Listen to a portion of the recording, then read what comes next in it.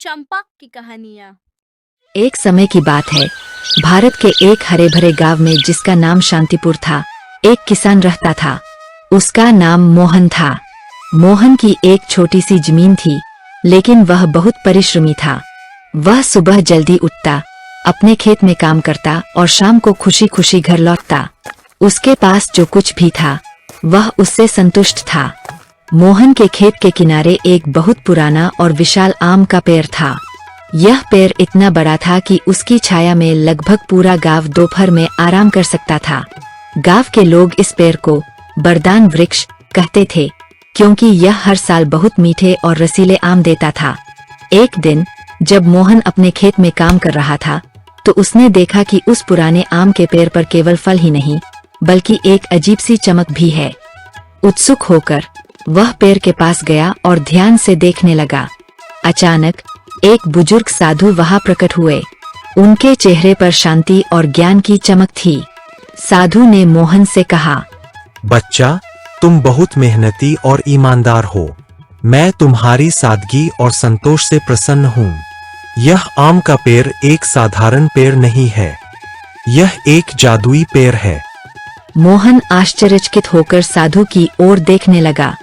साधु ने आगे कहा, इस पेड़ में एक विशेष शक्ति है। तुम जो कुछ भी इस पेड़ से मांगोगे, वह उसे पूरा कर सकता है, लेकिन केवल एक बार में एक चीज। और याद रखना, तुम वही मांगना जिसके तुम सच्चे हकदार हो। लालच मत करना, क्योंकि लालच का फल हमेशा कड़वा होता है। यह कहकर साधु विलीन हो गए। मोहन पहले तो थोड़ा डरा, लेकिन फिर उसके चेहरे पर एक मुस्कान आ गई। उसने सोचा, साधु बाबा ने मुझे एक महान उपहार दिया है। मुझे इसका उपयोग अपने भले के लिए और सबकी भलाई के लिए करना चाहिए। अगले दिन मोहन पेड़ के पास गया और उसने हाथ जोड़कर कहा, प्रिय जादुई पेड़, मैं अपने खेत को और उपजाऊ बनाना चाहता हूँ ताकि मैं अपने परिवार और गांव के लिए अधिक भोजन उगा सकूं। मुझे एक बेहतर हल चाहिए। तुरंत ही एक चमकती हुई रोशनी हुई और पेड़ के पास जमीन पर लोहे का एक नया और मजबूत हल पड़ा था। मोहन बहुत खुश हुआ। उसने उस नए हल का उपयोग किया और उसका खेत पहले से कई गुना अधिक उपज देने लगा। उसने अपनी उपज का एक हिस्सा गरीब और जरूरतमंद लोगों में भी बांटा। कुछ समय बाद गांव में मोहन की चर्चा होने लगी। लोग उसकी तरक्की और उदारता की प्रशंसा करने लगे। गांव में माधव नाम का एक और किसान रहता था। माधव स्वभाव से ईर्ष्यालु और लालची था। वह हमेशा दूसरों की संपत्ति देखकर जलता था। जब उसने देखा कि मोहन का खेत इतना अच्छा हो गया है, तो उसे जलन हुई। माधव ने मोहन से उसकी सफलता का राज पूछा। मोहन ने सादगी से उसे जादुई पेड़ के बारे में सब कुछ बता दिया और साधु की चेतावनी भी दोहराई। लालच मत करना। लेकिन लालची माधव ने मोहन की बात पर ध्यान नहीं दिया। उसके दिमाग में बस यह विचार आया कि वह इस पेड़ से ढेर सारा धन मांगकर रातों रात अमीर बन जाएगा। माधव चुपके से रात के अंधेरे में मोहन के खेत पर पहुंचा। उसने जादुई पेड़ को देखा, जो चांद की रोशनी में और भी भव्य लग रहा था। माधव ने हाथ जोड़े और बोला, ओह जादुई पेड़, मैं सबसे अमीर आदमी बनना चाहता हूँ। मुझे सोने और हीरे से भरे 7 बड़े घड़े चाहिए, अभी के अभी। जैसे ही उसने अपनी इच्छा पूरी की, पेड़ पर एक भयानक गर्जना हुई और एक तेज तूफान सा आया। हवा इतनी जोर से चली कि माधव अपनी जगह से हिल गया। जब तूफान थमा, तो माधव ने आंखें खोलीं। पेड़ के नीचे 7 बड़े मिट्टी के घड़े रखे हुए थे। माधव खुशी से उछल पड़ा।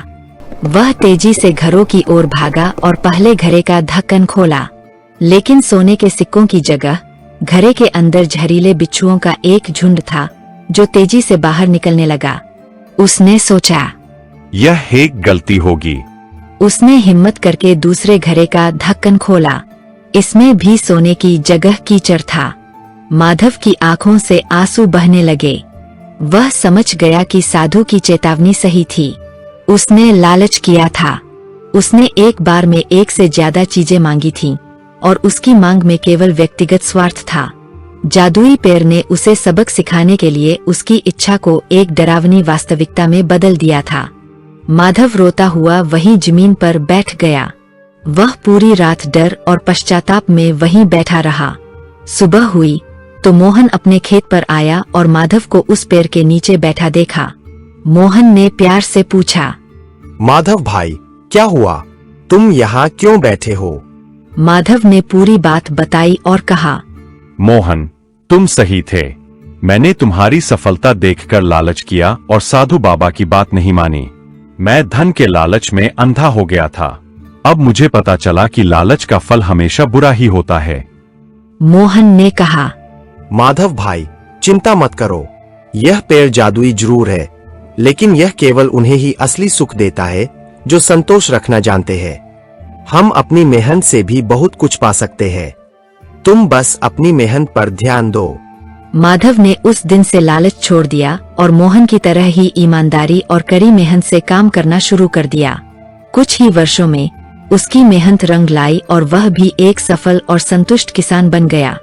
जादुई पेड़ अपनी जगह पर बना रहा, लेकिन अब गांव का हर व्यक्ति जानता था कि संतुष्टि ही सबसे बड़ा धन है और लालच हमें कभी खुश नहीं कर सकता।